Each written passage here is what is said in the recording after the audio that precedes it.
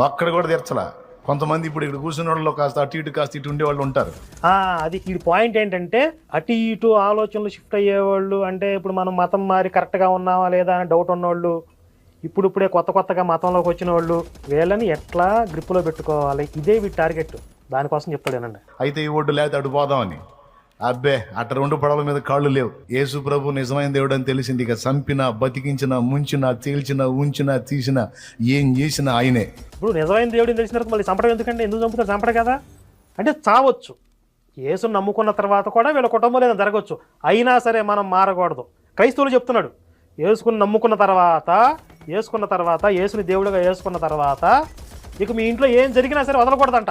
వీడు మాత్రం మారిపోయానని చెప్తున్నాడు. ఇప్పుడు వీడి కుటుంబంలో నష్టం జరిగితే వీడు మారిపోవచ్చంట. క్రైస్తవులు మాత్రం మీ ఇంట్లో ఏం జరిగినా మారకూడదంట. అసలు ఎదురుగా ఉన్న వాళ్ళు ఒక్కడికన్నా తలకాయ ఉందా? అందులో నేను కనుక ఉండుంటే చెప్పు తీసి మీదకి ఇసిరేసేవాడిని.